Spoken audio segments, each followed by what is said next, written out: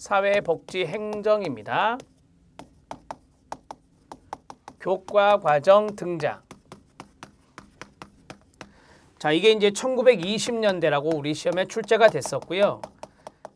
이 1920년대에 그 당위성을 좀 이야기하고자 밑에 박스를 넣은 겁니다. 그러면 어포트라는 학자가 있었죠. 이 학자는 행정이라든지 리더십이라든지 이런 것들이 교과과정에 들어가야 된다라는 것을 교과과정의 필요성을 언급했다. 이렇게 정리할 수 있습니다. 간단하게 해놓으셔야 됩니다. 이 연도가 바로 1927년이다. 이렇게 정리해드렸고요. 자, 그 다음에 밀포드 회의가 있습니다. 밀포드 회의는 2년 뒤인 1929년, 그래서 20년대라고 볼 수 있죠. 예, 밀포드 회의는 사회복지행정이 앞에서도 언급해 드렸죠. 사회사업으로 인정된 계기가 된다. 사회사업 인정 계기 이렇게 쓰시면 되겠습니다. 자, 이것도 정리해 놓으셔야 됩니다. 출제된 것이니까 제가 판서를 해드렸어요. 적어 놓으실 필요가 있어요. 자, 이제 발전기를 보겠습니다. 1930년에서 60년대니까 이게 이제 대공황 시기죠. 대공황, 경제공황에서 민권운동의 시기라고 볼 수 있겠습니다. 1번 사회복지기관 행정변화의 발전 시기라고 볼 수 있습니다. 여러분들이 아시는 대로 대공황 때는 국가가 적극적으로 개입을 했단 말이에요. 그래서 공공영역이 개입을 했다는 것은 그만큼 행정의 변화가 있었을 것이다 라고 발전했을 것이다 라고 우리가 유추해 볼 수 있습니다.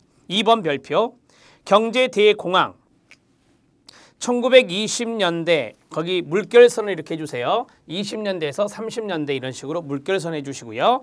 공공복지 영역의 행정이 못됐다? 확대의 동그라미요. 그 자리에 당연히 축소가 나오면 틀리겠죠. 우리는 시험 공부하니까 이런 걸 써놓으셔야 됩니다.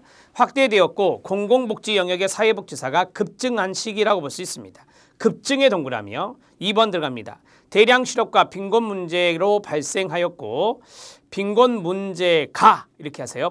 빈곤 문제가 발생하였고 루즈벨트 대통령의 뉴딜 정책의 성공과 함께 1935년에 사회보장법이 제정되었다. 정책에서 배우셨습니다.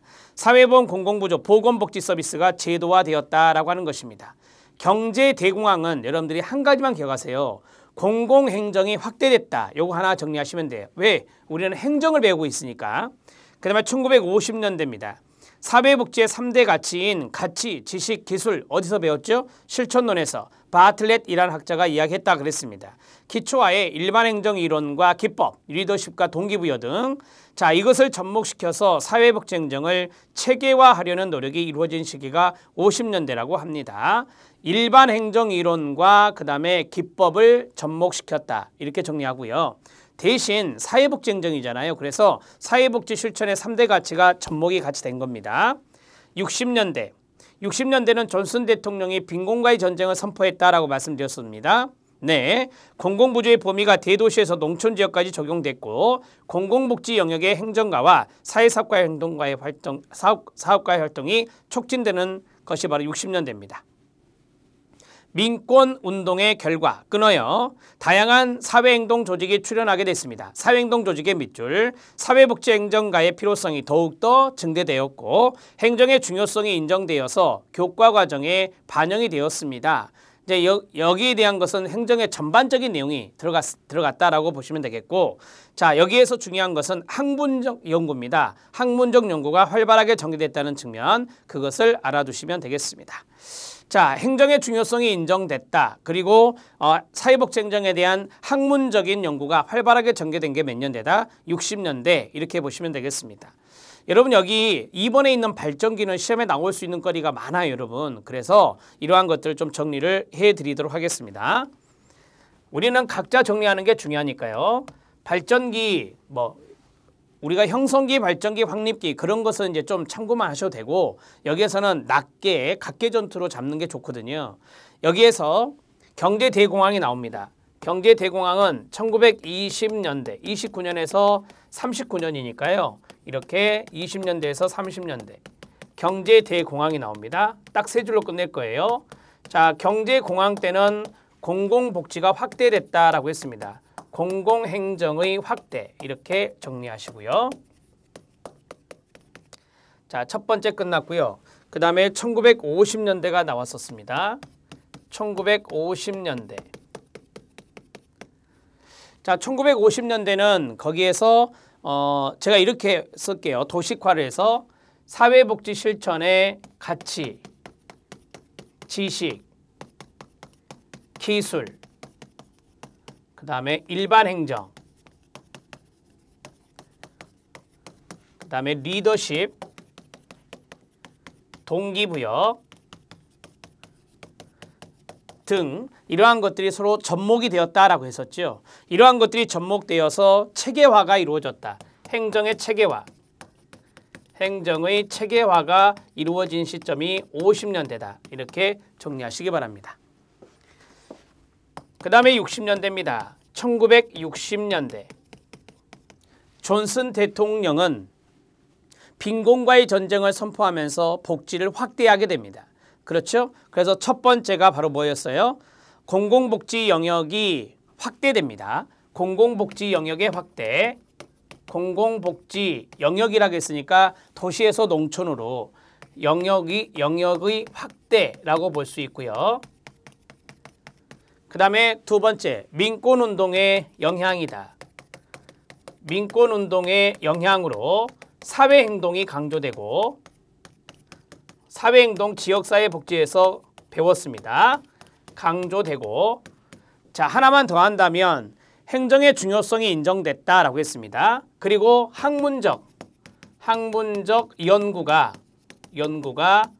활발히 이루어졌다. 이렇게 정리하시면 되죠. 당연히 이거는 행정의 학문적 연구입니다. 이렇게 해서 세 줄로 끝내드릴게요. 20년대에서 30년대, 50년대, 60년대 이렇게 해서 세 줄로 정리해드렸습니다. 확립기 내용 들어가면 1970년대, 80년대, 90년대 이후가 나옵니다.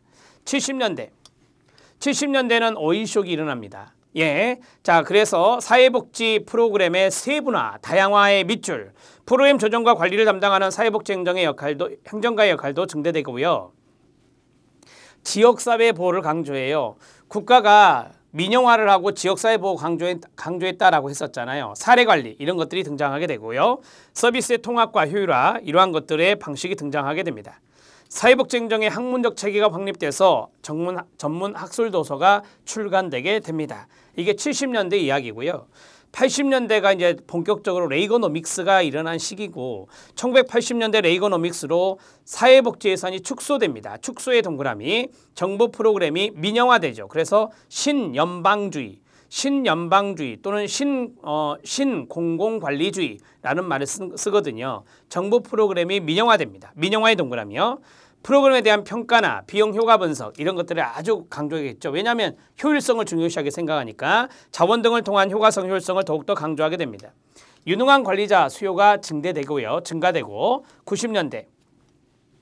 90년대의 경제적 상황은 낮은 경제 성장과 국제 경쟁의 심화 이게 이제 세계화의 영향이라고 보시면 되겠고 사회 계층 간의 소득 불평등의 심화 이건 뭐죠? 양극화 빈곤계층의 복지 수요에 대응할 자원 부족 현상 이러면서 이제 복지가 후퇴됩니다. 행정적 측면 별표 우리가 보고자 하는 이거죠. 1번은 정책적인 거고 2번은 행정이니까 별표. 이때도 마찬가지 우리가 이제 신자유주의 물결이 계속 들어와서 미국 같은 경우는 효율성을 강조하게 되거든요. 재정관리나 마케팅이 중요하고 민영화됐다겠죠. 그 다음에 조직 운영의 효율성을 위해서 관료제, 조직구조에서 끊어요. 수평적 구조, 팀제로 변화가 되고 리더십 측면에서는 거래적 리더십에서 끊어요. 변혁적 리더십, 외부 지향적으로 변화가 이루어진다. 이 90년대의 행정적 측면이 중요해요. 알아두셔야 됩니다. 90년대 이후 들어갑니다. 보수적인 성향으로 지속적인 복지 재정 긴축과 민간 기관들의 규모가 확대된다라고 했어요. 자, 계속해서 복지 재정은 긴축하고 민영화해 나갔다라고 하는 것이죠. 미국의 대표적인 방향입니다. 이게 경향이고요. 사회적 자원에 대한 책임성 강화로 끊어요. 중요한 단어 나오는데요. 조직들 간의 관계 네트워킹의 밑줄이요. 연계망을 구축한다라고 하는 거죠. 민간이 강화되면서 이제 연계망이 많이 만들어지고 경계 있기에 따른 서비스 네트워크화의 밑줄